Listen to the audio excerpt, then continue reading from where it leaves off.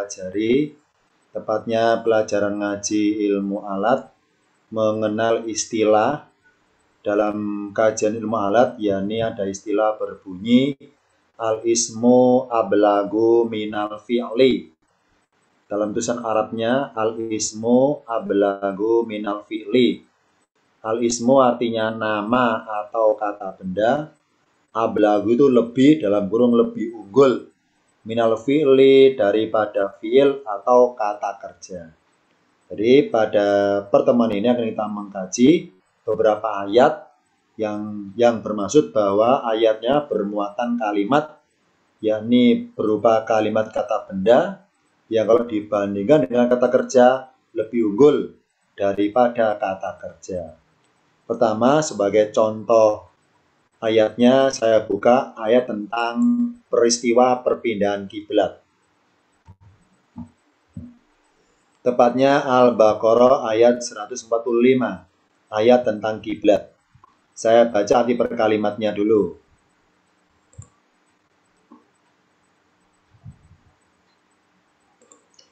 Walain, dan sungguh jika ataita kamu mendatangi alladzina, orang-orang yang utul kitab, mereka telah diberi Alkitab, yakni dalam kurung Taurat, bikulli ayatin, dengan dalam kurung membawa tiap-tiap ayat, matabi'u, tidaklah mereka mengikuti kiblataka, kiblatmu, wama anta, dan tidaklah kamu wahai Muhammad bitabiin, tabiin artinya pengikut, dalam kurung menjadi pengikut, kiblatahum, kiblat mereka. Di sini ada lafadz ma yang artinya tidaklah, cirinya karena kata berikutnya ada lafadz bi di sini. Ada bi, ketemu bi. Wa ma anta, dan tidaklah kamu tabiin, pengikut kiblat mereka. Jadi bi yang di sini tertulis tapi tidak diartikan. Yang garis merah ada kata tabi'u, ma tabi'u, tidaklah mereka mengikuti kiblataka, kiblatmu. Sedangkan yang warna biru, wama anta bitabi'in, dan tidaklah kamu wahai Muhammad pengikut kiblat mereka. Arti perkata, kalau tabi'u mengikuti, kalau tabi'in pengikut. Ini secara bahasa beda. Tabi'in berjenis isim atau kata bermaksud benda, sedangkan tabi'u berjenis fi'il, yakni kata kerja. Kita buka catatan berikutnya.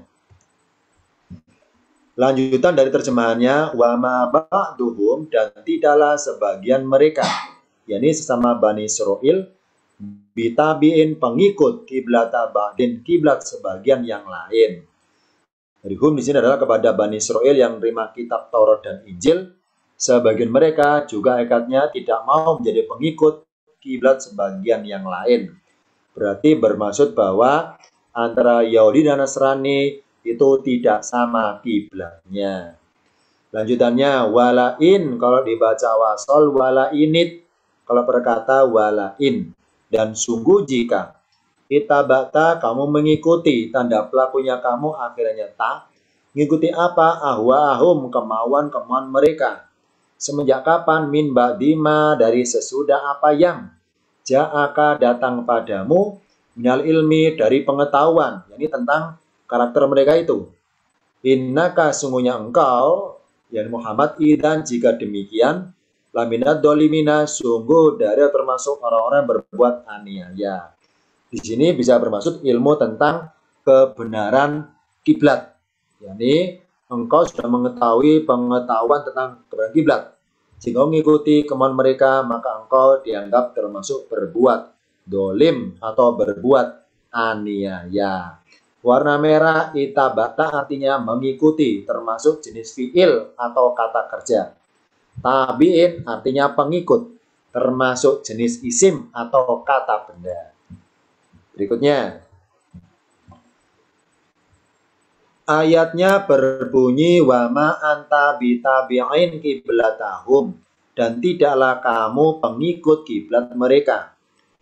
Jika ayatnya tertulis seperti ini, misalnya saya ganti tulisan tabi'in, saya ganti ittaba'ta, maka berbunyi kalau berkata wama anta ittaba'ta kiblatahum, dan tidaklah kamu wahai Muhammad mengikuti kiblat mereka.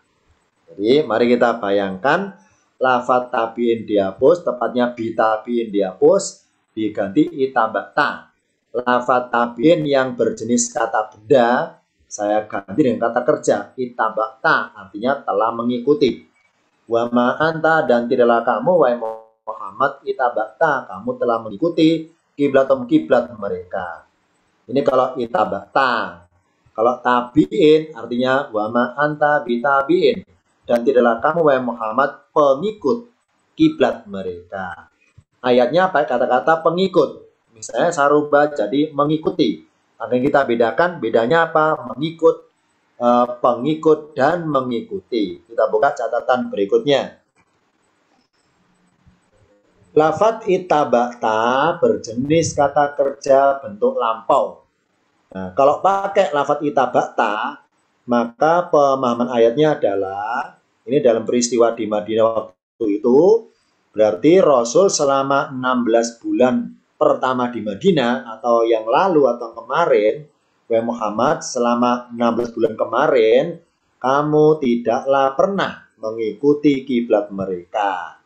Jadi kemungkinan sebelum 16 bulan mengikuti atau sudah 16 bulan mengikuti. Jadi selama 16 bulan tidak pernah mengikuti. Kalau sebelumnya iya pernah mengikuti. Kalau sesudahnya iya bisa juga mengikuti. Ini kalau berbunyi pakai fiil kata kerja itabata. Kenapa? Itabada bermaksud kata kerja bentuk lampau. Dan tidaklah kamu wahai Muhammad selama 16 bulan yang lalu, yakni selama engkau di Madinah 16 bulan yang lalu, tidaklah pernah mengikuti kiblat mereka. Ini. Nah, setelah 6 bulan kemungkinan engkau atau kamu mengikuti kiblat mereka. Ini kalau ayatnya berbunyi pakai fiil atau kata kerja itabata. yakni berkesan hanya menyangkal bahwa Rasul Muhammad itu tidak mengikuti kiblat orang Yahudi hanya selama 16 bulan kemarin yang lalu di Madinah. Setelah itu boleh jadi atau kemungkinan mengikuti. Atau sebelumnya dianggap kemungkinan mengikuti. Ini kalau pakai fiil kata kerja berbunyi ittaba'ta. Karena dalam peristiwa sejarah dicatat bahwa Rasul Muhammad dan para sahabat selama sekitar 16 bulan pertama kali menginjak di Madinah, itu sholatnya mereka mengarah ke arah Baitul Maqdis, ke arah kiblatnya orang Yahudi. Kita buka catatan berikutnya. Jadi misalnya saya ganti itaba'ta, ternyata pemahamannya berbeda dengan lafadz tabi'in. Kita bedakan dengan lafadz tabi'in. Kalaupun saya rubah itaba'ta menjadi kata kerja bentuk sedang, wa ma anta tatabi'u qiblatahum, dan tidaklah kamu Muhammad tatabi'u mengikuti kiblat mereka. Kalaupun saya rubah menjadi tatabi'u, apa tatabi'u? Kata kerja bentuk sedang. Maka pemahamannya adalah, wahai Muhammad, mulai sekarang kamu tidaklah akan mengikuti kiblat mereka. Kalau yang kemarin, ya, tapi mulai sekarang tidak lagi. Ini berkesannya. Jadi kalau saya ganti menjadi tatabi'u, kata kerja bentuk sedang atau akan, maka diartikan dan tidaklah engkau Muhammad akan mengikuti kiblat mereka. Dan tidaklah engkau Muhammad sedang mengikuti kiblat mereka. Ini kalau pakai tatabi'u, maka berkesan bahwa mulai sekarang atau akan datang tidaklah engkau mengikuti kiblat mereka. Tapi yang 16 bulan kemarin, iya, mengikuti kiblat mereka. Ini kalau saya ganti menjadi lafadz tatabi'u. Jadi menyangkal perbuatan Rasul bahwa setelah 16 bulan, atau kita anggap zaman sekarang dan akan datang, tidak akan pernah mengikuti kiblat mereka. Tapi yang 16 bulan kemarin, iya, mengikuti kiblat mereka. Ini kalau ayatnya berbunyi tatabi'u. Sekarang kita bandingkan dengan tabi'in. Ternyata ayatnya tertulis seperti ini. Wa ma anta bitabi'in qiblatahum. Kalau berkata, dan tidaklah engkau Muhammad pengikut kiblat mereka. Lafadz tabi'in berjenis kata benda atau isim. Maka pemahamannya bahwa selama 16 bulan kemarin arah sholatmu tidaklah bertujuan mengikuti kiblat mereka. Meskipun kelihatannya sholatmu itu menghadap ke arah kiblat mereka, tapi hakikatnya tidaklah bermaksud mengikuti kiblat mereka. Ingat bahwa dalam bahasa di Al-Quran, lahirnya isim atau benda, kata benda, itu dari perbuatan. Misalnya, saya menulis, karena menulis terus, jadilah penulis. Misalnya, dia menipu, karena menipu terus, jadilah penipu. Oh, berarti penyebutan penipu, penulis, itu karena perbuatan seringnya menulis, jadi penulis. Seringnya menipu, jadi penipu. Sama di sini, jika Rasul Muhammad selama 16 bulan, karena setiap hari, berarti kan sering. Kalau sering mengikuti kiblat mereka, maka Rasul bisa dianggap sebagai pengikut kiblat mereka. Kenapa? Karena lahirnya kata pengikut dari perbuatan mengikuti. Karena seringnya mengikuti, maka menjadi pengikut. Nah, perbuatan Rasul di Madinah selama 16 bulan, tiap hari beliau sholatnya mengarah ke Baitul Maqdis. Meskipun kelihatannya mengarah ke Baitul Maqdis, oleh orang Yahudi dianggap Muhammad tiap hari mengikuti kiblat mereka. Karena tiap hari mengikuti, karena sering mengikuti, maka dianggap sebagai pengikut kiblat mereka. Maka Allah menyangkal, wahai Muhammad, tidaklah engkau pengikut kiblat mereka, meskipun engkau itu arah sholatmu mengarah ke kiblat mereka, tapi hakikatnya tidak kepada kiblat mereka. Ini Allah menyangkal bahwa meskipun Rasul tiap hari selama 16 bulan, setahun lebih, arah sholat Rasul dan para sahabat ke arah Baitul Maqdis, ke arah kiblat orang Yahudi, hakikatnya tidak mengikuti. Kenapa? Kalau dianggap mengikuti, maka pantas jadi pengikut. Padahal Rasul tidak bermaksud mengikuti kiblat mereka. Maka Allah menyangkalnya pakai isim. Apa?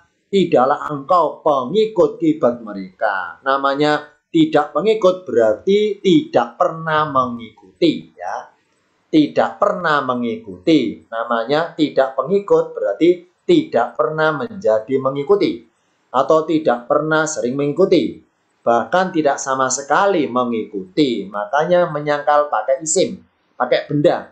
Tidaklah engkau pengikut kiblat mereka, meskipun engkau ditafsirkan sepihak oleh orang Yahudi bahwa engkau dianggap mengikuti kiblat mereka.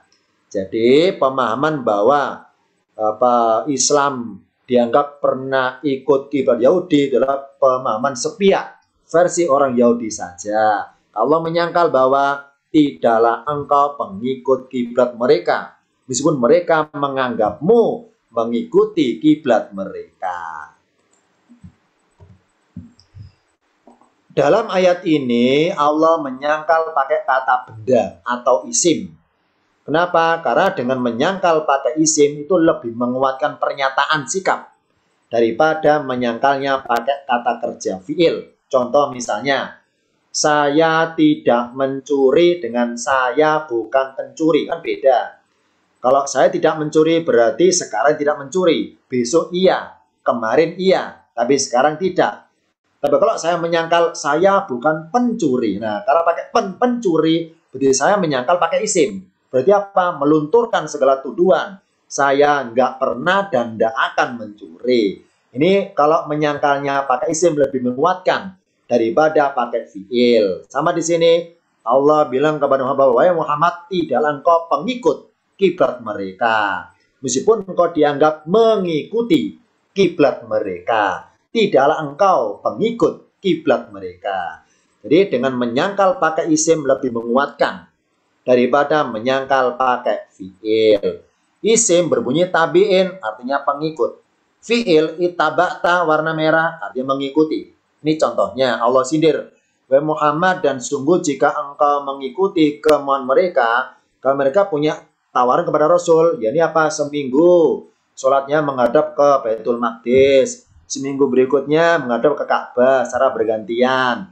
Mereka pengen seperti itu. Nah, Allah nyindir jika engkau Muhammad mengikuti kemauan mereka, yakni jadwalnya kiblatnya berpindah-pindah atau bergantian sebagai toleransi beragama bergantian, maka engkau dianggap berbuat dolim karena kau sudah tahu al-ilmi, sudah tahu ilmu tentang kebenaran kiblat yang benar mana. Bukan ke arah mereka, tapi ke arah Ka'bah itu yang benar. Nah, engkau sudah tahu ilmunya. Kalau kau ikuti mereka, maka kau berbuat dolim. Jadi di sini Allah menyangkalnya pakai tabiin. Kenapa? Lebih menguatkan daripada menyangkal pakai tatabiu atau ittabata. Sebagaimana dalam bahasa Indonesia menyangkal pakai benda lebih muat daripada kata kerja. Misalnya, saya bukan pencuri dengan saya tidak mencuri, beda. Saya bukan penipu dengan saya tidak menipu, beda pengertiannya. Kalau menyangkal pakai kata bukan penipu atau bukan mencuri, lebih menguatkan daripada menyangkal pakai kata kerja, saya tidak menipu atau saya tidak mencuri. Sama, Quran ternyata pakai seperti itu juga. Yakni apa? Menyangkal pakai isim lebih menguatkan daripada menyangkal pakai fiil atau kata kerja. Jadi dalam peristiwa ayat ini terjadi peristiwa perpindahan kiblat intinya. Nah, sekarang kita buka catatan tentang mengenai perpindahan kiblat. Saat beberapa gambar tampilan berikutnya. Peristiwa Rasul menerima ayat perintah pindah kiblat, tepatnya peristiwanya Rasul sedang memimpin sholat jamaah. Dalam sejarah catat sholat duhur peristiwa itu ya, sholat duhur. Jadi sholat berjamaah di suatu masjid, ya di suatu masjid pinggir Madinah, yang sekarang namanya Masjid Qiblatain. Ini dalamnya masjid ini zaman sekarang. Di dalam Masjid Qiblatain ada 3 lampu gantung ya. Ada 3 lampu gantung ini di barisan sop depan, sop tengah dan sop belakang, 3 lampu gantung. Ini ada isyarat di sini. Jadi memang ada beberapa masjid itu punya ciri khas identitas masjidnya. Contoh di sini, Masjid Qiblatain dalamnya ada 3 lampu gantung. Nah, 3 lampu gantung ini kalau kita berdiri di sini, lampu gantung yang di sini belakang ini, terus kalau kita menghadap kita lihat di layar ya, ke kiri ini mihrab, imaman, ini imaman. Nah, kalau kita berdiri di sini di lampu gantung yang ketiga, terus kita berbalik membelakangi imaman, berbalik menghadap ke kanan. Nah, ketika kita menengok ke kanan, terus wajah kita mendongak ke atas, ke tembok atas. Saya buka gambar berikutnya. Di atas, ini lampu gantung yang paling belakang. Dia ada tanda di sini. Ini barang siapa yang merasa haji umroh, pernah ke sana, insya Allah tahu tanda ini kalau mencermati loh ya. Jadi di lampu gantung yang belakang, yang baris belakang, itu di tembok atas ada tanda. Ini tanda arah kiblat yang lama. Ya, ketika saya di sana tanya kepada petugasnya, saya kan kepo ya, ingin tahu. Saya tanya kepada mereka pakai bahasa penuhnya. Saya tanya, itu tanda apa itu? Kata beliau petugas samirnya, itu tanda arah kiblat yang lama. Nah, saya pengen tahu apa tulisannya? Negara kecil, saya barusan browsing berbagai situs, saya buka. Sekarang kita perbesar, ini tulisannya apa? Ini adalah rantai dari lampu gantung tadi. Ini berbesar. Ternyata hanya sebatas ukiran, hanya tulisan syahadat saja, nggak ada hal yang lainnya. Ini sebagai pertanda bahwa di arah inilah kiblat yang lama itu. Ke arah inilah. Jadi membelakangi kiblat yang sekarang. Jadi Rasul zaman sahabat dulu ketika sholat dalam Masjid Qiblatain itu ke arah yang ini, ke arah sini. Ke arah berlawanan dengan arah yang sekarang maksudnya. Kalau sekarang arahnya ke Mekah kan ke arah utara ya, ke selatan, karena Madinah itu berada di utaranya Mekah. Jadi kalau sekarang sholat mengarah ke selatan, kalau dulu mengarah ke utara, agak ke utara. Ini membelakang intinya. Ini adalah sebagai identitas kiblat yang lama. Ini kata takmir sana seperti itu penjelasannya. Kan berikutnya. Nah, Rasul menghadap acuan ini mengarah kemana? Ini kalau tarik garis lurus mengarah ke Baitul Maqdis, ke sini, ke Yerusalem. Yang ini namanya Kubatus Sokhro, kubah warna kuning emas ya, kubah emas. Ya. Kalau di Depok, Kubah Mas ini Kubah Mas ini ya, Kubah Yerusalem. Sedangkan ini kubahnya hijau ya, tapi agak gelap kayak seperti hitam. Ini Masjidil Aqsa, ini Baitul Maqdis. Nah, Rasul oleh orang Yahudi ditafsirkan Rasul menghadap ke Baitul Maqdis, ke sini. Ke sini. Ya, karena arahnya Rasul sholatnya membelakangi Ka'bah, mengarah ke sini. Jadi menurut penafsiran Yahudi, Rasul menghadap ke sini, Baitul Maqdis. Nah, ini Masjidil Aqsa, ini Baitul Maqdis. Nah, sedangkan dua tempat suci ini dalam satu komplek, satu tembok ini, satu komplek. Ini satu kota ya, komplek. Dan ini Kubah Masjidil Aqsa, sedangkan menara Masjidil Aqsa sebelah kiri di sini. Ini menaranya ini, sebelah kiri, menaranya. Nah, kemudian di dalam ini ada apa? Kita buka pada yang berikutnya, Baitul Maqdis. Ini tempat suci orang Yahudi.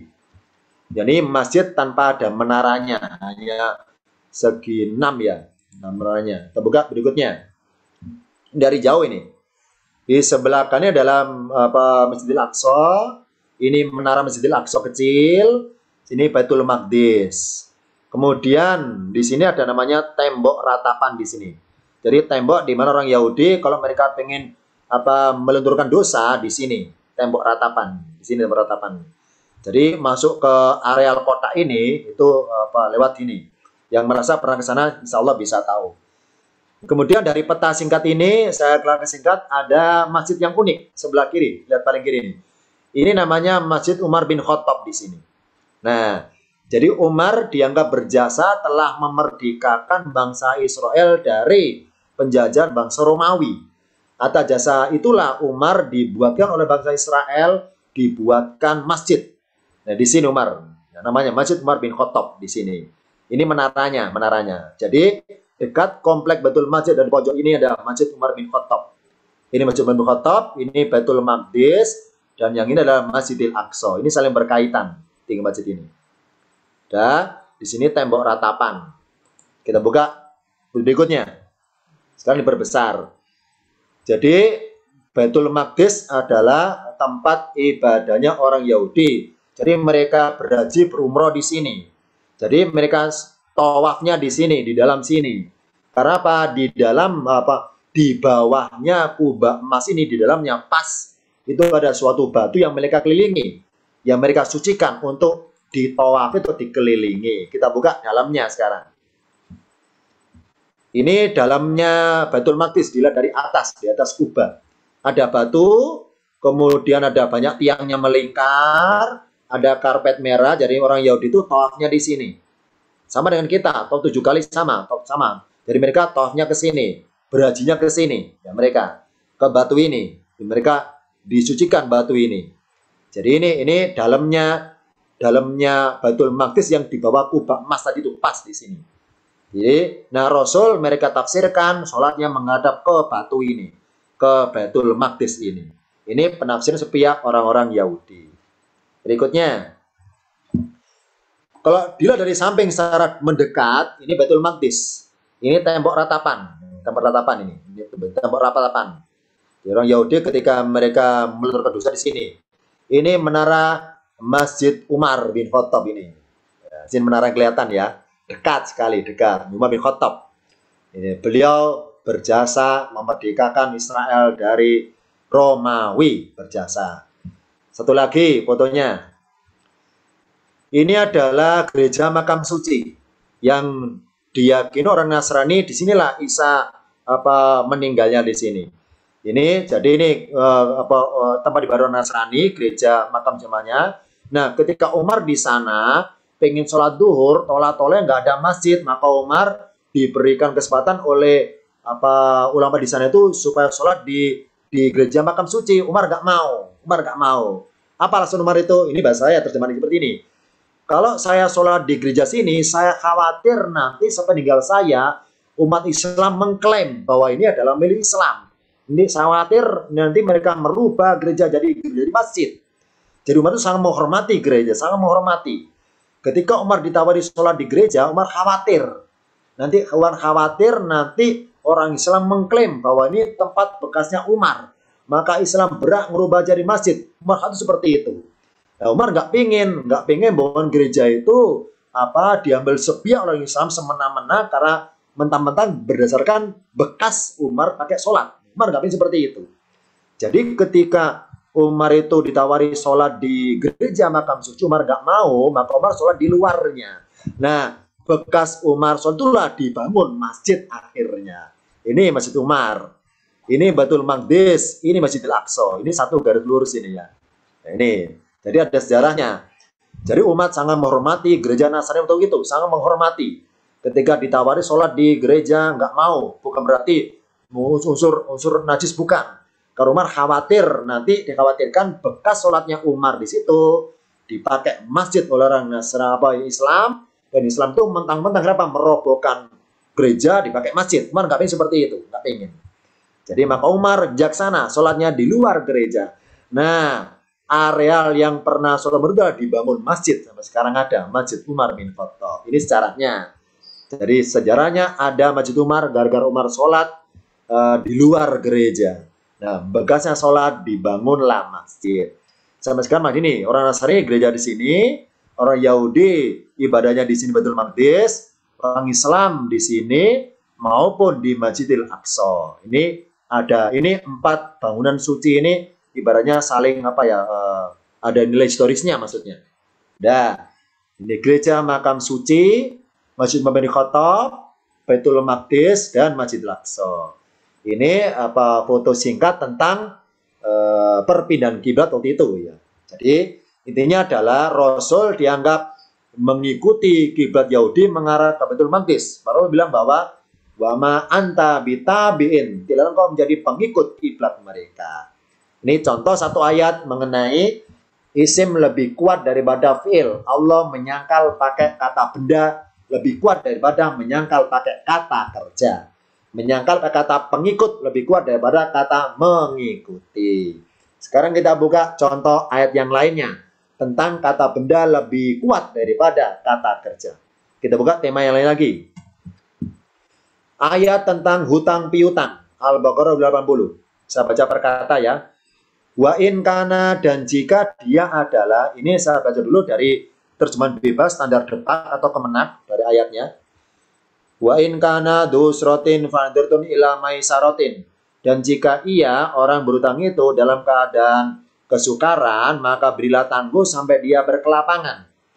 Wa antasaddaku khairun lakum, dan menyedekahkan sebagian atau semua utang itu khairun lakum, lebih baik bagimu. In kuntum, jika kamu ta'lamun, kamu mengetahui. Ini arti bebasnya.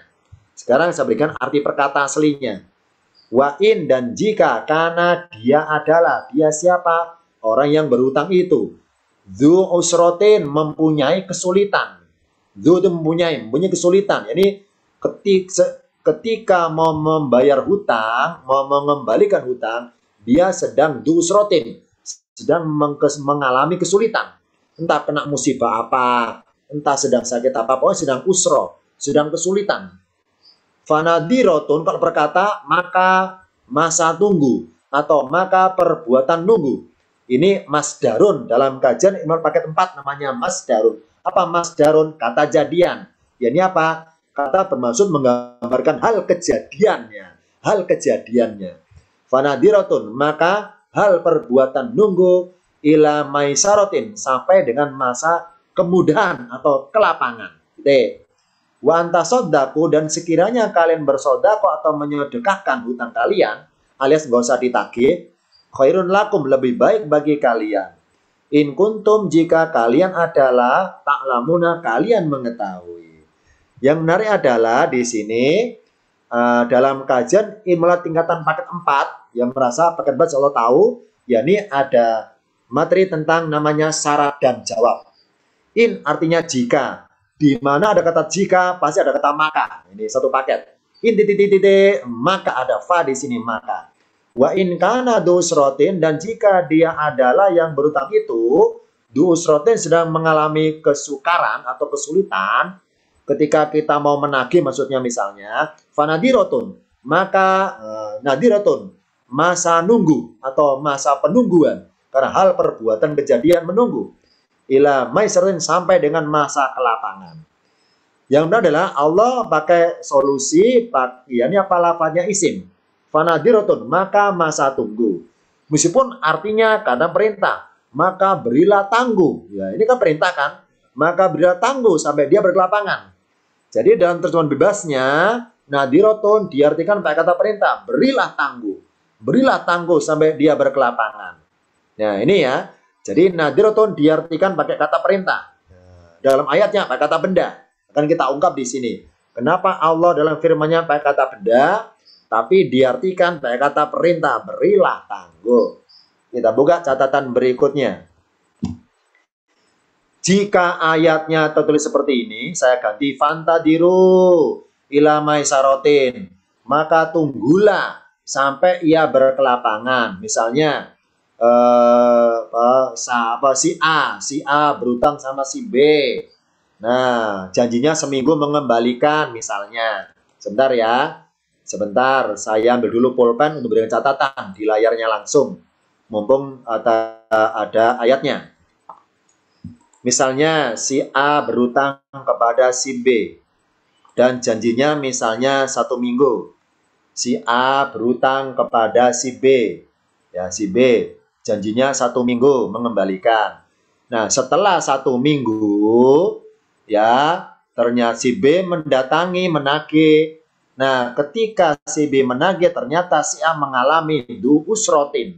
Apa du'usrotin? Sedang mengalami kesukaran, kesulitan. Entah sedang kena musibah, entah musibah sakit, pokoknya musibah. Musibah yang dikarenakan musibah itu, si A tidak bisa untuk mengembalikan uang si B. Maka Allah ngasih fanadiratun wa si B, berbuatlah nadiratun, menunggu. Sampai kapan? Ila maisarotin, sampai si A itu berkelapangan. Musibahnya selesai. Ya, kesulitannya selesai. Maka silakan silakan ditagih lagi gitu misalnya. Jadi kalau saya ganti pakai fantadiru, maka perintah. Ini perintah akhirnya. Allah wa si B intadiru, tunggulah si A kapan masa lapangnya. Sekarang si A sedang kesempitan, sedang kesusahan. Jangan ditagih. Tunggulah kapan dia lapang baru datangi lagi untuk menagih. Itu. Kalau ayatnya pakai fantadiru, maka tunggulah sampai ia berkelapangan. Kita buka catatan detail mengenai fantadiru pada tampilan berikutnya. Lafadz intadiru dalam bahasa Al-Quran termasuk kata kerja atau fiil yang bermuatan perintah. Maka pemahamannya adalah perintah untuk bersikap aktif menunggu, untuk mendatangi, menagih di saat orangnya berkelapangan. Ingat bahwa namanya kata kerja perintah berarti Allah nyuruh. Berarti suatu kewajiban. Kenapa? Allah merintahkan. Kalau dilaksanakan berarti melanggar perintah Allah. Ya, lihat ya. Dalam ayatnya, misalnya saya rubah berbunyi fa'in tadiru, maka tunggulah. Berarti sikap menunggu adalah perintah Allah. Menunggu untuk ngapain? Untuk jangan berangkat dulu. Jangan berangkat dulu sampai yang bersangkutan maisarotin. Kalau yang bersangkutan sudah maisarotin, sudah berkelapangan, longgar, nggak ada kesusahan, maka berangkatlah mendatangi untuk menagih. Itu kalau berbunyi fa'in tadiru ayatnya. Apa intadiru? Perbuatan aktif mendatangi. yakni menunggu timing yang tepat untuk mendatangi. Gitu pengertian intadiru. Kenapa? Intadiru fil amar, kata kerja perintah untuk berbuat. Berbuat menunggu timing yang tepat untuk mendatangi, menagih. Itu kalau berbunyi fa'in tadiru. Kalau pakai fi'il, kalau pakai kata kerja. Sekarang kita bandingkan yang lain.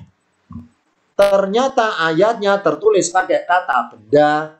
Fanadirotun ila maisarotin, maka menunggu sampai ia berkelapangan. Lafadz nadirotum jenis kata benda atau isim yang bermuatan kalimat berita. Maka pemahamannya adalah perintah dari Allah untuk bersikap pasif menunggu. Pasif menunggu untuk didatangi di saat orangnya berkelapangan. Nah, ini. Jadi hakikatnya adalah barang siapa berhutang kepada orang lain, maka yang berhutang adalah kewajiban kewajiban mengembalikan uangnya, mendatangi rumah orangnya untuk membayar hutangnya.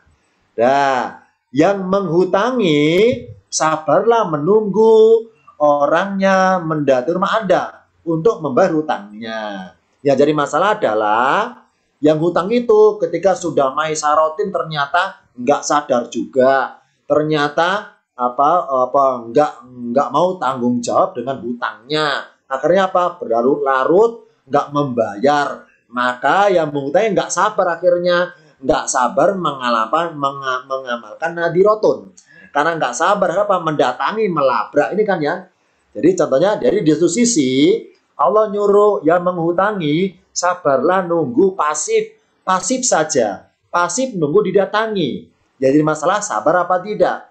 Yang kedua, di sisi yang lain, wah yang berhutang sadarlah Anda punya kewajiban membayar untuk mendatangi. Jadi kasarnya Anda kalaupun pada hari H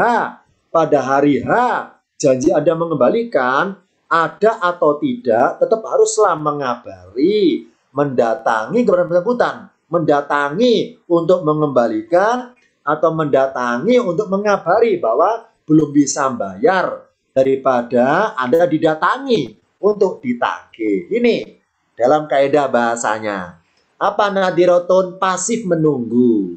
Karena nggak ada kata perintah untuk berbuat nunggu untuk mendatangi, tapi nunggu untuk didatangi. Yang jadi masalah adalah tergantung yang hutang itu sadar apa tidak. Kalau sadar bahwa dia punya kewajiban pada orang lain, maka haruslah mendatangi rumah orangnya untuk membayar hutang kepadanya. Nah, karena yang berhutang ternyata sudah maisarotin, sudah berkelapangan tapi menghindar terus dari kewajibannya, makanya yang menghutangi tidak sabar mengamalkan ayat ini, tidak sabar akhirnya. Padahal Allah bilang bahwa lebih utama pasif menunggu daripada pasif untuk mendatangi. Karena pakai kata benda nadirotun. Jadi dalam etika Islam itu, yang berhutang kewajiban mendatangi orangnya untuk mengembalikan uangnya pada hari H janjinya itu. Kalaupun pada hari H janjinya ternyata dia sedang tidak punya, tetap mendatangi untuk mengabari bahwa sedang tidak punya sebelum didatangi untuk ditagih. Ini etikanya, agar mereka yang menghutangi itu mengamalkan ini bisa nadirotun, sabar nunggunya. Kenapa? Rasa percayanya penuh kepada yang menghutang. Kenapa? Karena terbukti pada hari hanya ngabari, mendatangi untuk ngabari. Entah ngabari sedang kesusahan atau ngabari sudah sedang maisarotin. Inilah nadirotun lebih kuat daripada intadiru. Jadi fi'il intadiru bermaksud aktif menunggu. Kalau isim nadirotun pasif menunggu, ya. Ini contohnya. Fa intadiru, perintah untuk menunggu waktu yang tepat untuk berangkat menagih. Itu intadiru dalam bahasa Arabnya. Kalau nadirotun nggak ada perintah aktif mendatangi. Karena pasif karena berupa isim benda.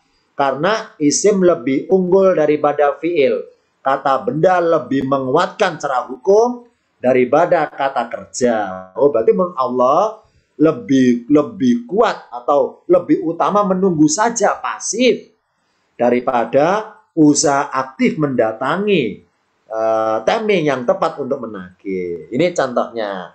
Nah, kalau tidak sabar nunggu karena yang bersangkutan, yang hutang ternyata sudah maisarotin tapi nggak bayar juga, dan ada etikat buruk yakni lari dari kewajiban dan kemungkinan nggak mungkin bisa diharapkan membayar hutangnya, maka Allah ngasih solusi, wa antasaddaku.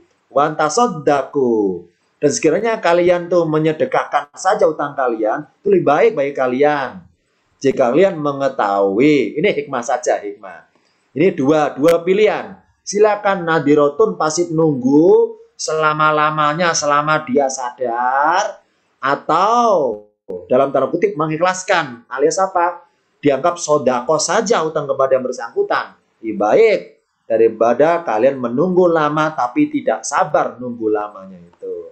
Ini contohnya, nadirotun lebih kuat daripada intadiro. Ayat tentang hutang piutang. Sekarang contoh yang lain. Ayat tentang anak yatim. Al-Baqarah 220. Ayatnya berawalan fid dunya wal akhirati. Ingat bahwa ketika kita baca ayat ini, itu afdolnya, apa afdolnya lebih utama adalah bacanya semenjak ayat sebelumnya. Jadi apa? Berbunyi akhirannya la'alakum tatafakkaruna fid dunya wal akhirati. Berhenti di sini wal akhirati. Jangan berhenti la'alakum tatafakkarun, salah. Salah ya, hati-hati ya, salah. Jadi nomor ayat tidak sebagai acuan tempat berhenti. Tidak semua nomor ayat dipakai tempat berhenti. Contoh di sini. Di sini ayat 220. Nah, di akhir ayat 219 itu akhirnya la'alakum tatafakkaruna. Yang artinya agar kalian memikir-mikirkan. Mikir apa? Di sini objeknya tercantum di ayat berikutnya. Fid dunya wal akhirati. Maka ketika membaca Al-Baqarah 219 itu jangan berhenti di nomor ayat 19. Jangan berhenti lalu tatafakkarun, salah. Salah secara pembangunan ayat maksudnya. Yang benar adalah langsung nyambung. Lalakum tatafakkaruna fid dunya wal akhirati. Karena apa? Karena lafaz ini adalah objek dari akhiran ayat 219. Sedangkan tema yang lain dimulai wayas alunaka di sini. Wayas alunaka dan mereka tanya kepada Muhammad anil yatama tentang anak yatim. Qul katakanlah islahun lahum khairun. Kalau berkata perbaikan bagi mereka khairun lebih baik. Wa in tuqalitum dan jika kalian bergaul dengan mereka fa ikhwanukum maka saudara kalian. Wallahu ya'lamu dan Allah mengetahui al-mufsida orang buat kerusakan minal musliki dari orang buat perbaikan. Walau sya'allah dan juga Allah mengendaki la'anatakum niscaya dia menyengsarakan kalian. Innal sungguhnya Allah azizun maha mengalahkan hakim dan bijaksana. Di sini ya. Nah, sekarang saya baca terjemahan bebas dalam standar debat atau pemenangnya. Saya baca. Fid dunya wal akhirati. Maka di sini ya, hurufnya kecil kan tentang, T-nya kecil. Kenapa kecil? Karena lafaz tentang dunia ini sambungan dari ayat sebelumnya. Ini bukan awal ayat. Makanya T-nya kecil. Karena terjemahan ini sambungan terjemahan ayat sebelumnya. Agar kalian memikir-mikirkan tentang dunia dan akhirat. Nah, ayat 220 dimulai temanya dari wayas alunaka. Dan mereka bertanya kepadamu tentang anak yatim. Katakanlah, mengurus urusan mereka secara patut adalah baik. Jika kamu menggauli mereka, maka mereka adalah saudaramu. Ini terjemahan dari kemenak atau depannya. Sekarang dari perkata. Warna biru semuanya isim kata benda. Islahun perbaikan. Musliki orang membuat perbaikan. Mufsida orang membuat kerusakan. Nah, akan kita ungkap kenapa Allah bilang pakai islahun. Kok tidak pakai kata yang lain berwujud fiil atau kata kerja. Kita buka catatan yang lainnya. yakni ayat tentang bersikap kepada anak yatim. Misalnya saya rubah. Jika ayatnya tertulis seperti ini, sebelah kanan saya rubah. Qul aslihu lahum. Saya ulangi ayatnya. Wa yas'alunaka 'anil yatama qul aslihu lahum. Dan mereka tanya kepadamu wahai Muhammad 'anil yatama, tentang anak yatim. Qul katakanlah, aslihu, berbuat baiklah kalian lahum untuk mereka. Itu khairun, lebih baik. Nah, ini. Mari kita bayangkan dirubah aslihu lahum. Berbuat baiklah kepada mereka, khairun, itu lebih baik daripada kalian berbuat buruk pada mereka. Gitu pengertiannya. Nah, misalnya ayat saya rubah ke aslihu. Kalau pakai aslihu berbeda pemahaman ayatnya dibanding dengan pakai islahun. Kita buka catatan berikutnya. Kalau pakai lafaz aslihu yang artinya berbuat baiklah kalian lahum, kepada mereka atau untuk mereka. Itu khairun, lebih baik. Lafaz aslihu berjenis kata kerja. Bentuknya adalah perintah. Aslihu berarti perintah Allah ini. Berbuat baik kalian kepada anak yatim. Maka pemahamannya adalah perintah dari Allah untuk berbuat baik terhadap anak yatim. yakni arahkan kebaikan kalian kepada mereka. berwujud santunan misalnya. Jadi kalau berbunyi aslihu lahum, berbuat baiklah kalian kepada mereka, itu lebih baik. Kalau berbunyi aslihu, maka bermaksud bahwa perintah dari Allah kepada orang Islam untuk berbuat baik kepada anak yatim. Ya, jadi arah kebaikan kita kepada orang lain itu juga harus diarahkan kepada anak yatim. Itu kalau berbunyi aslihu lahum. Kalau pakai fiil aslihu lahum. Ternyata ayatnya tidak pakai aslihu, tidak berubah perintah, tapi berubah kalimat berita.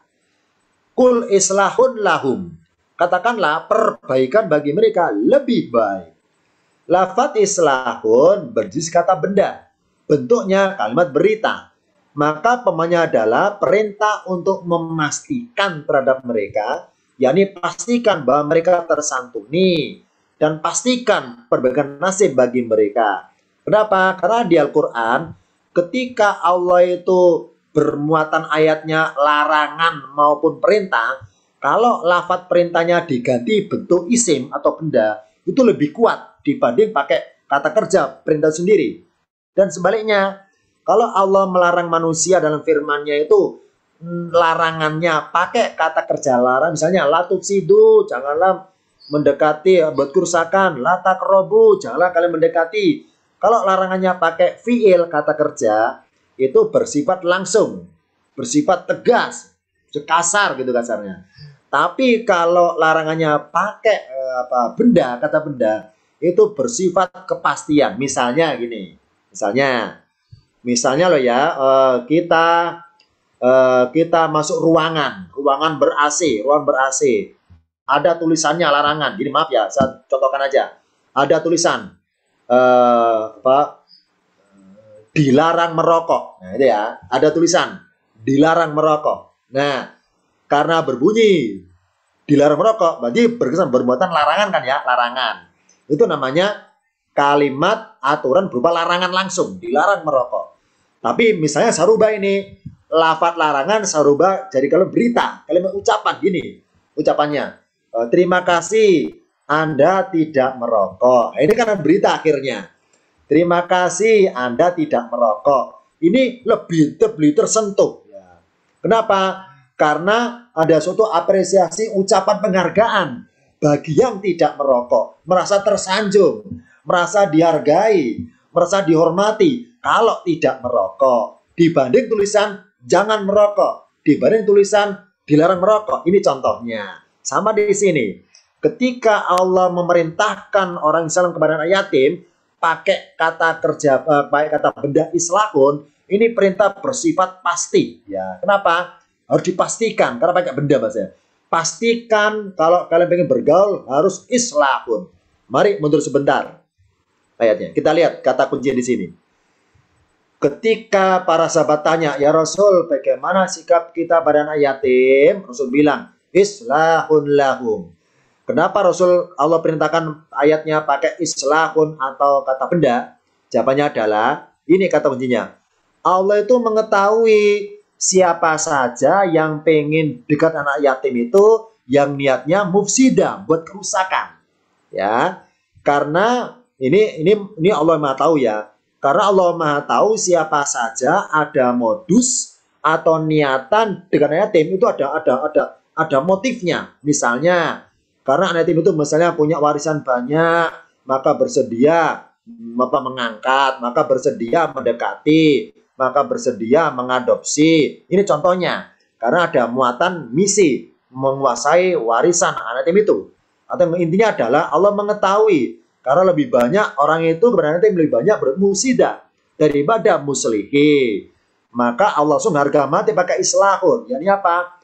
Kalau kalian pengen bergaul dengan anak yatim, pastikan harus niatnya islahun, memperbaiki mereka. Jangan ada niatan untuk semakin merusak kehidupan mereka. Allah Maha tahu, kebanyakan manusia lebih utama berbuat mufsidah daripada muslihi terhadap anak yatim. Maka demi menjaga anak yatim, Allah pastikan harus berbuat islahun. Islahun, ini contohnya. Baik lagi ayat catatannya. Jadi, kalau berbunyi aslihu, maka bermaksud usahakan usahakan kalian berbuat baik pada mereka, usahakan, coba usaha. Tapi kalau pakai islahun bermaksud kepastian perbuatan, pastikan jangan sampai terlewatkan. Kalau kalian berbaik pada yatim, pastikan harus baik, pastikan. Jangan sekedar usaha, semampunya pastikan. Ini contohnya. Sebagaimana kita barangkali yang pernah masuk tol ya ada kata-kata pastikan saldonya cukup. Kenapa pastikan? Itu berupa isim daripada berimbuhan. Misalnya berbunyi kami harapkan saldo Anda penuh. Kami mohon saldo Anda saldo tol Anda penuh. Nah, ini kalau berbunyi kami mohon kesana masih usaha. Kalau berbunyi pastikan saldo cukup berarti apa? Berupa isim. Sama di sini. Islahun pakai pastikan. Kalau kalian pengen berkorban yatim, pastikan nasibnya lebih baik daripada sebelumnya. Ini contohnya. Allah minta pernyataan sikap kepada manusia kalau pengen berkorban yatim harus pasti ya. Harus niat semenjak awal tuh niatnya islah. Jangan niatnya menyimpang. Jangan niatnya semakin memperburuk nasib anak yatim. Harus niatnya islahun. Jadi semenjak awal pasang niat yang benar. Apa? Harus islahun. Jangan sekedar berbuat usaha kebaikan, tapi dipastikan berbuat kebaikan. Ini namanya kata benda lebih kuat daripada kata kerja. Kesimpulannya adalah al-ismu ablagu minal fi'li.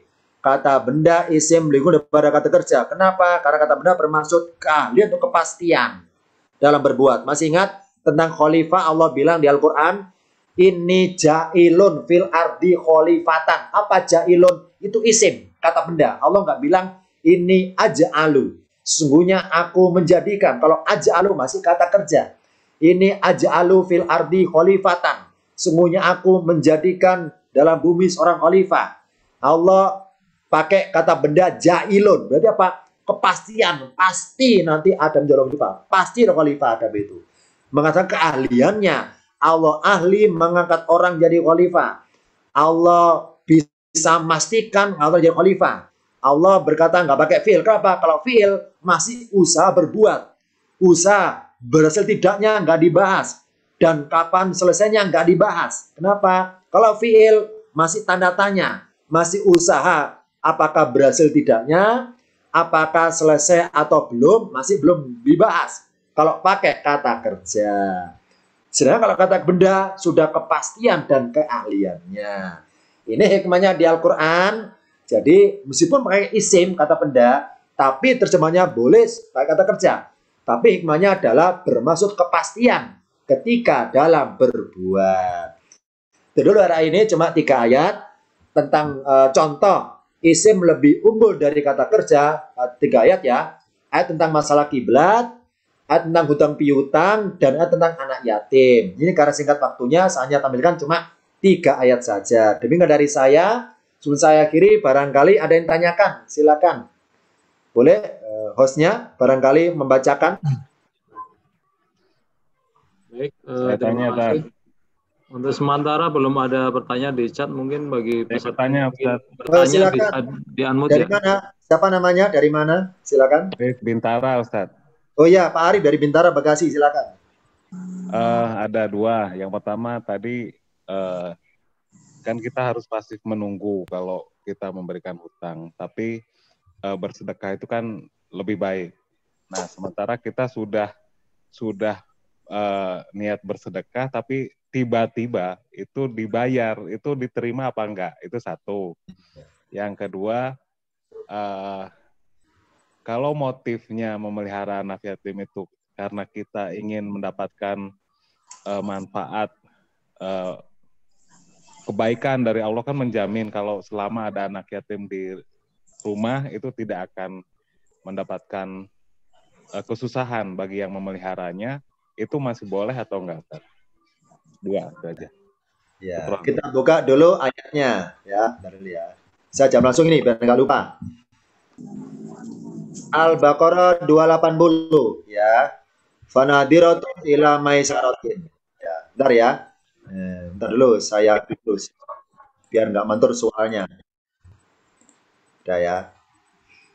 Bentar.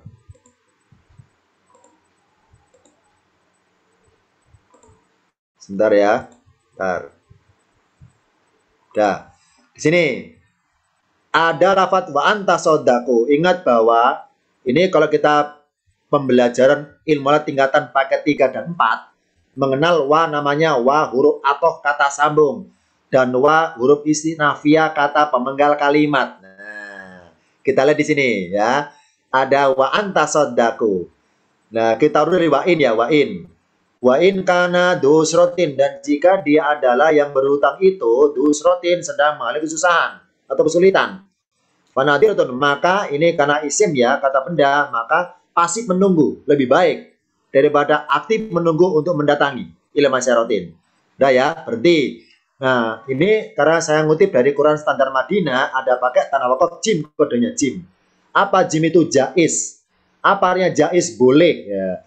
Dari segi ilmu tajwid maksudnya apa? Boleh apa? Boleh baca berhenti, boleh terus. Itu kalau sifatnya bacaan tajwid.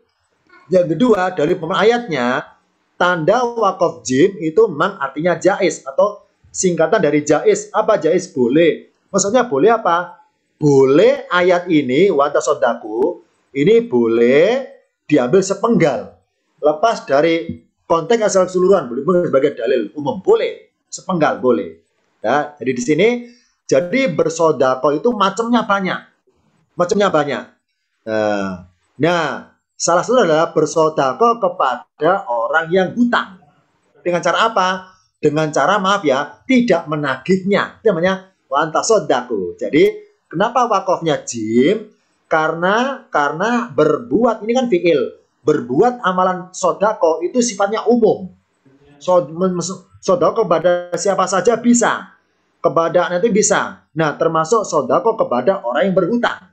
Dengan cara apa? Ini misalnya. Dengan cara kalau kita tahu bahwa orang itu kemungkinan kecil membayarnya. Nggak mungkin kayaknya itu. Nggak mungkin bisa membalikan. Nah, kalau memang sudah nggak bisa diharapkan lagi, maka Allah kasih solusi. Ya sudah, disodagai saja mereka itu. Dengan cara apa? Dengan cara, maaf ya, uang kita yang di orang itu sudah kita ikhlaskan menjadi pemberian untuknya. Nah, setelah kita niatkan itu, ternyata suatu ketika secara tiba-tiba dia ke rumah kita bayar mengembalikan. Ya kita bilang bahwa ini maaf contoh saya ngomongnya ya. Terima kasih Anda sudah ada etikat baik untuk membayar hutang. Tapi sudah saya ikhlaskan kok. Sudah saya ikhlaskan, nggak usah dibayar apa-apa. Maka silakan kalau memang yang bersentuh orangnya itu ngambil lagi pulang silakan. Kalau orangnya maksa kita terima, tapi kita lemparkan untuk tasodaku ya. Jadi ketika kita sudah meniatkan untuk mengikhlaskan hutangnya nggak usah dibayar, tapi kita belum bilang orangnya misalnya, ya, dan orangnya ternyata itu ke rumah kita bayar hutang.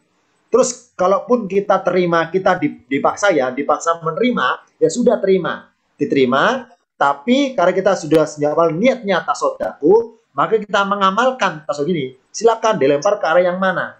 Dilempar ke yang lain. Ini contohnya. Lempar ke Jadi makanya tanda wakaf jim. Apa jim itu? Jais. Berarti mengamalkan tasodaku itu sifatnya umum. Entah kita bersodako kepada orang itu, ya atau kita menerima uang itu untuk dilempar ke yang lainnya. Jadi ada dua pilihan ini. Silakan diterima, kalau dipaksa menerima, diterima. Setelah kita terima, jangan dipakai sendiri, tapi dilemparkan untuk tasodaku. Kenapa? Karena sejak awal kita niatnya adalah tasodaku. Karena kata-kata wa'an ini adalah tindak lanjut, wa'an. Dan sekiranya, wa ini meskipun istinafiyah, penggal kalimat, tapi secara tematiknya sambungan dari di sini, kasus ini. Ya. Jadi, ketika kita mengamalkan nadirotun nggak sabar daripada kita dongkol, dengki kepada orang yang hutang gara-gara nggak bayar, daripada memendam dengki seumur hidup, maka ya sudah lepaskanlah dengki itu. Ya ini apa? Sodakokanlah hutang kita aja, ya. Agar kita nggak nyimpan rasa dengki seumur hidup. Ya, ini contoh hikmahnya. Nah, setelah kita niatkan mensodakokan, ternyata itu suatu ketika balik ke kita. Ya, kalau kita bilang bahwa sudah nggak usah dibayar, sudah saya ikhlaskan, ya, terus dia balik lagi, nah masalah. Tapi kalau dia memaksa untuk membayar lagi, mengembalikan, silakan diterima. Setelah kita terima, baru kita amalkan tasodaku ini. Ini contohnya. Ini yang pertama ya. Yang kedua tadi tentang yatim, sebagai ayatnya. Islahun. Jadi intinya adalah selama kita itu niatnya itu islahun, memperbaiki nasibnya dia, ya. Nah, kalau bicara pahala itu otomatis ya. Kalau otomatis jangan jadi tujuan utama otomatis. Jadi selama kita sudah niatan, ya Allah Bismillah, saya ingin berbuat amal sholihat berupa memperbaiki nasib anak yatim. Nah mengenai apa namanya itu plus minusnya nggak usah dipikirkan. Apa plusnya? Berpahala. Apa minusnya? Mungkin kita tersita waktu kita ketambahan objek yang baru. Mungkin harta kita tersita untuk diarahkan yang ke sini. Itu minusnya, minus ya. Nah, hal yang seperti itu selama kita nggak terpikirkan nggak masalah, nggak apa-apa. Itu islahun. Yang penting semenjak tadi islahun berbuatnya, islahun. Nah, yang menarik di sini adalah ini kata kunci di sini pakai walau syaulla anatakum. Lau ini adanya jim ya, jim tanah wakaf. Maksudnya apa? Ini maaf ya, contoh kasus ini, contoh kasus. Ketika ada suatu rumah di dalamnya ada anak yatim dan si tuan rumah itu menganiaya, mendolimi, menyakiti anak yatim, ya, menyakiti. Maka oleh Allah apa sikapnya Allah? Ini jawabannya. Dan jika Allah menghendaki, niscaya atau sungguh Allah akan menyengsarakan kalian. Jika kalian niatnya kepada itu bukan islahun tapi mufsidah, buat kerusakan, akan menyengsarakan. Tapi berhubung pakai lau, apa lau itu kemustahilan dalam berbuat? Maksudnya apa? Selama di rumah itu ada anak yatim, meskipun ada benar-benar aniaya, terdolimi, itu masih selamat dari murka Allah. Kenapa selamat? Karena dalam rumah kita ada anak yatimnya itu. Meskipun si anak itu dalam kondisi teraniaya, terdolimi. Tapi ketika si anak sudah keluar dari rumah kita, maka Allah berbuat a'natakum di sini. Ini contohnya. Jadi kenapa Allah pakai lau? Lau itu kemustahilan. Maksudnya bahwa Allah itu tidak akan menyengsarakan kalian, wahai manusia, selama di rumah kalian ada anak yatimnya. Meskipun anak yatim itu kalian aniaya, kalian dolimi. Ya, Allah kasarnya membanding murkanya pada kalian, dibanding. Kenapa? Karena dalam mereka ada anak yatim. Ini contohnya pakai lau. Nah, di satu sisi Allah azizun, akan mengalahkan kalian. Di sisi yang lain Allah hakimun, membela anak yatim. Di hakimun bijaksana membela yang lemah anak yatimnya. Kalau azizun mengarah kepada orang yang menganiaya anak yatim. Ini contohnya. Jadi kalau bicara pahala itu udah otomatis. Justru jangan jadikan sebagai tujuan utama. Ya, yang kalau ingin niat selama seperti ini, selamatnya gini. Ya Allah Bismillah, saya pengen menyantin anak yatim dengan harapan semoga dosa saya engkau ampuni dengan disebabkan saya berbuat amalan, berbuat islahun terhadap anak yatim. Ini yang paling selamat niatnya daripada niat yang lainnya. Karena banyak celah amalan untuk mendatangkan ampunan, termasuk berbuat islahun kepada anak yatim. Ini singkat jawaban dari saya. Ada yang lain? Silakan. Baik Ustadz, ada dua lagi yang udah masuk di chat kita. Yang pertanyaan pertama, isim lebih unggul daripada fiil itu maksudnya dilihat dari sudut pandang apa? Kemudian pertanyaan kedua, ada target apa Rasul menghadapkan kiblat ke Baitul Maqdis sebelum Allah memerintahkan menghadap ke Ka'bah? Kemudian Ustaz. Jadi istilah ini kalau dalam pelajaran ilmu alat berlaku semenjak paket 4. Nah, paket 4 itu belajar apa sih? Cabang-cabangnya isim mustaq. Ya, cabang-cabangnya kata pecahan maksudnya. Contoh berbunyi misalnya Allahu kholaqa dengan Allahu kholikun. Beda. Kalau kholikun isim fa'il, nama pelaku. Kalau kholaqa fi'il madhi, perbuatan. Nah, ketika ada suatu ayat pakai isim mustaq lebih menguatkan daripada sekedar pakai perbuatan. Jadi istilah ini atau perbandingan ini itu pemberlakuan semenjak kaidah pelajaran paket 4. Ini apa? Karena apa? Kita belajar tentang kata benda yang berasal dari kata kerja. Ya, makanya dalam tasrifan kaidah ilmu sorofnya selalu diurut.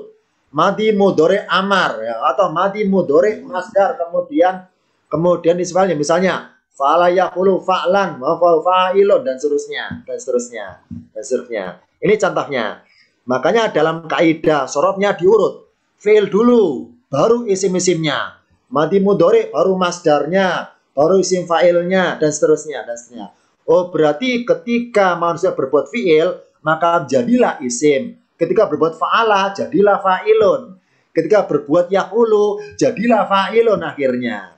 Ketika berbuat menipu, jadilah penipu. Ketika berbuat mencuri, sering mencuri, jadilah pencuri. Ini contohnya. Jadi, ketika sudah menjadi ismun, maka fi'ilnya sudah kalah kuat. Contoh, misalnya, alladzina yu'minuna dengan alladzina amanu berbeda pengertiannya. Bentar ya. Mumpung saya bawa pulpen, saya tulis. Saya buka layar putih aja ya, biar nggak ganggu ayatnya. Sebentar, sambil pulpen dulu. Misalnya, saya tulis ada ayat berbunyi, ya ayyuhal kafiruna. Satu dulu ya, bentar dulu. Ya ayyuhal kafiruna. Wahai orang-orang yang kafir. Ya ayyuhal kafiruna. Maaf ya, ini mungkin tulisannya pulpennya agak coret-coret tidak simetris. Maaf ini. Sekarang saya rubah. Ya ayyuhalladzina kafaru. Saya rubah pakai fiil, kata kerja. Ya ayyuhalladzina kafaru. Satu lagi. Ya ayyuhalladzina yakfuruna. Yakfuruna. Dah ya. Nah, ketiga kalimat ini terjemahnya sama. Ya ayyuhal kafiruna, wahai orang yang kafir, sama. Baris kedua, ya ayyuhalladzina kafaru, wahai orang kafir, sama. Yang ketiga, ya ayyuhalladzina yakfuruna, samarnya, wahai orang kafir. Arti sama, tapi statusnya berbeda. Bedanya apa? Kalau al-kafiruna karena isim, ini benda. Bendanya. Manggil orangnya. Wahai orang-orang yang kafir, manggil orangnya. Ya. Kalau yang ini karena pakai fiil kafaru, manggil perbuatannya. Wahai orang-orang yang telah berbuat kafir. Memanggil berdasarkan yang merasa telah berbuat. Yang bawah, wahai orang-orang yang sedang berbuat kafir. Atau ini sedang manggil atau perbuatannya. Kalau manggil orangnya. Nah, ketika dipanggil sama orangnya lebih menguatkan. Kenapa? Sudah melunturkan kafir sama yakfuruna, sudah melunturkan. Makanya maaf ya. Makanya di surat Juz Amma, surat Al-Kafirun berbunyi ya ayyuhal kafiruna, tidak berbunyi alladzina kafaru. Kenapa? Karena surat Al-Kafiruna memanggil siapa sih? Memanggil orang-orang. Orang yang mana? Orang yang kafir. Yang kafir yang mana? Yang ada di Mekah. Yang ada di Mekah. Nah, orang Mekah itu tingkat kekafirannya sudah melewati kafaru sama yakfuruna ibarat itu. Ya. Kenapa? Karena tingkat kekafiran tinggi. Apa tinggi tandanya itu? Menuhankan selain Allah. Berhala-berhala itu. Nah, jadi sejak dahulu tidak pernah beriman. Ya, makanya di orang Mekah merasa asing. Asing apa? Nggak kenal kitab Taurat, nggak kenal kitab Injil, merasa asing kitab-kitab Samawi. Makanya Al-Kafiruna sebutannya. Sedangkan kalau surat-surat turun di Madinah, alladzina kafaru. Kenapa? Nyindir orang yang dulunya pernah beriman Taurat, sekarang kafir. Wahai orang-orang yang telah kafir, apa telah kafir? Dulunya belum kafir. Kalau belum kafir masih beriman. Makanya di Al-Baqarah atau ayat di Madinah pakai alladzina kafaru. Kenapa? Karena memanggil orang-orang Yahudi yang dulunya masih beriman, tapi sekarang telah kafir. Ya, alias nggak beriman lagi. Ini contohnya. Nah, jadi Allah nggak manggil orang Yahudi sebagai orang kafir, tidak. Tapi orang yang pernah beriman, tapi sekarang telah kafir. Tapi kalau mengambil orang Mekah, manggilnya langsung pakai isim kafiruna. Kenapa? Karena tidak pernah beriman. Ya, jadi tidak pernah berbuat keimanan, tidak pernah berbuat fiil, makanya manggil isim langsung. Lebih menguatkan. Jadi kasarnya, wahai orang-orang yang kafir, orangnya langsung, yang nggak pernah mengimani kitab apapun gitu maksudnya. Kalau yang ini Aldina kafaru, wahai orang-orang yang pernah mengimani kitab Taurat, tapi sekarang telah mengingkari isi kitab Taurat, namanya aladina kafaru. Nah, kalau manggil pakai kafaru, ini tingkat manggilnya masih mendingan. Kenapa? Masih ada penghormatan bahwa dulunya pernah beriman. Kalau yang atas ini nggak ada sama sekali. Ini contohnya.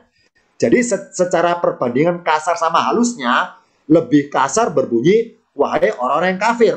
Apa kafiruna daripada aldina kafaru. Lebih kasar yang atas ini. Sebagaimana saya manggil wahai pencuri dengan wahai orang yang mencuri, beda. Kalau wahai pencuri berarti apa? Sudah profesinya. Karena saya manggil pakai isim, wahai pencuri. Bukan bunyi wahai kamu yang mencuri. Beda loh ya. Kalau wahai kamu sini yang mencuri, kesannya bahwa mencuri hanya sekarang. Kemarin tidak atau besok tidak. Tapi kalau wahai sini kamu pencuri, beda. Beda loh ya. Kalau manggil pakai pencuri berarti manggil pakai isim. Itu lebih kasar. Kenapa? Karena dianggap sudah terbiasa profesi mencuri. Nah, ini contohnya. Nah, jadi perbedaan kenapa isim lebih berfil itu dalam kaidah mana? Kaidah isim mustaq, kata pecahan. Kata pecahan.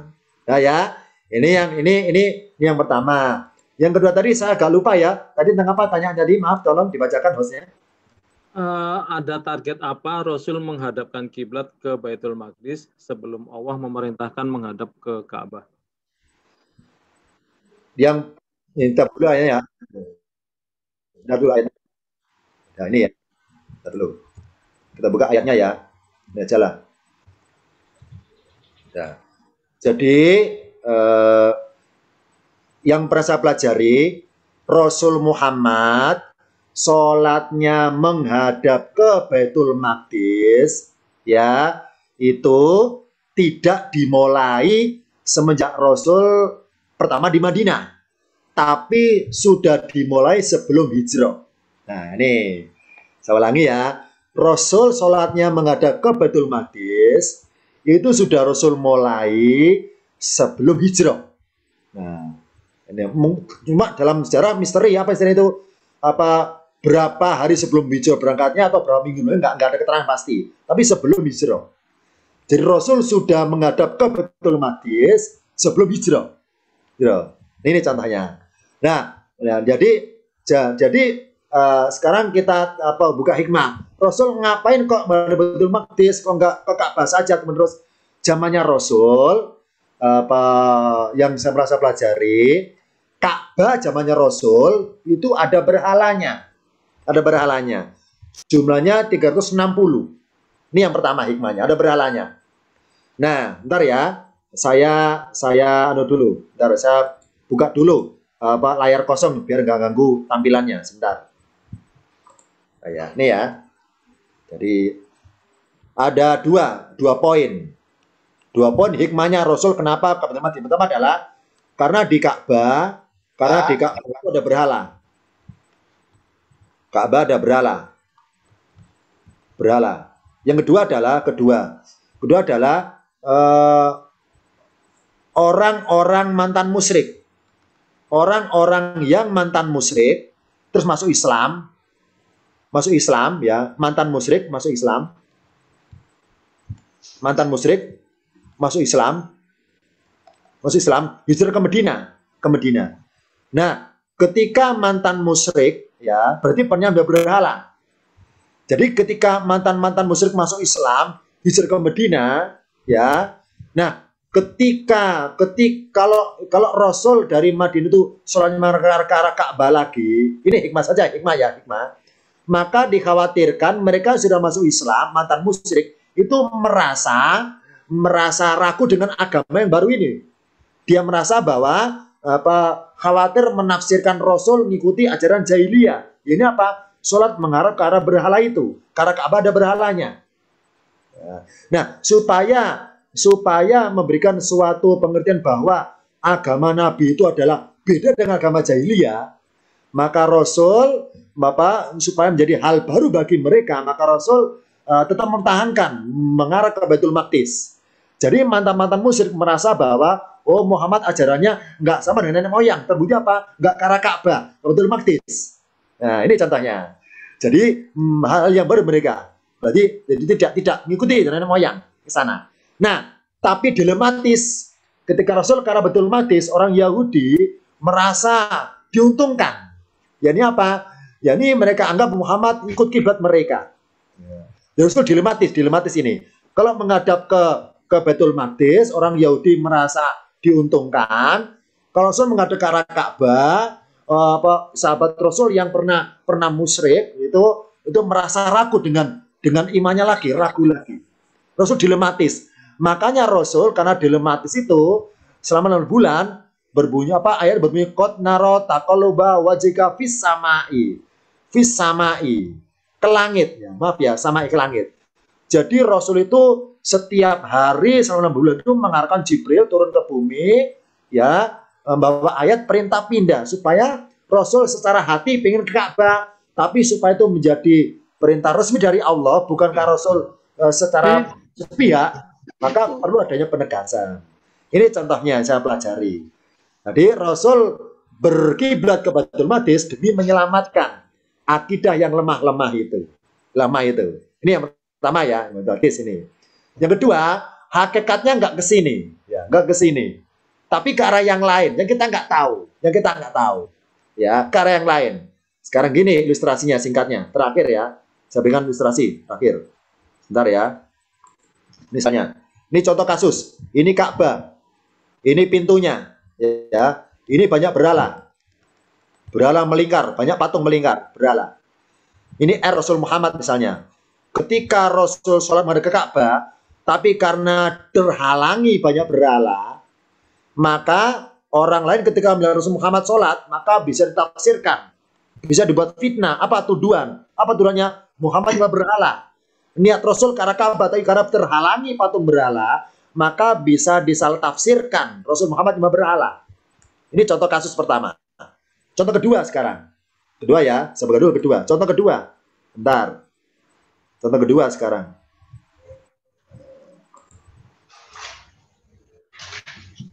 Nah, contoh kedua ini. Ini Mekah. Mekah. Udah ya. Sini Madinah. Ini Madinah misalnya, Madinah. Ini Baitul Maqdis. Ya. Jadi Rasul sholatnya mengarah ke suatu arah. Ya, suatu arah yang arah itu satu garis lurus terhalangi Baitul Maqdis. Ya, ke arah sini kita nggak tahu kemana, nggak tahu. Nah, karena dari Madinah Rasul mengarah Baitul Maqdis, maka Rasul bahwa Rasul mengarah ke sini. Ini contoh kasusnya. Jadi ketika Rasul, kita nggak tahu ya karena gaib sama-sama nggak tahu, karena Rasul nggak cerita. Kalau Rasul sholatnya mengarah ke suatu arah yang garis lurus kena bangunan itu, maka bisa ditafsirkan Rasul sholatnya mengarah ke bangunan itu. Ikut kiblat Yahudi, Baitul Maqdis. Padahal enggak, karena yang lain. Kayak dengan tadi itu. Rasul sholat menghadap ke Ka'bah. Tapi karena terhalangi berhala, maka bisa tafsirkan Rasul menghadap berhala. Karena terhalangi sendiri, sama di sini. Allah menyangkal, wa ma anta bitabiin. Wahai Muhammad, meskipun engkau mengarah ke arah Baitul Maqdis, tapi engkau tidak mengikuti kiblat mereka. Kenapa? Namanya mengikuti, lama-lama jadi pengikut. Ini contohnya. Jadi yang paling misteri adalah kita nggak tahu. Karena nggak ada hadisnya apa. Rasul nggak cerita, nggak bilang bahwa Rasul itu menghadap ke sana itu ke apanya, ke apa, ke benda apa. Secara gaib Rasul nggak cerita.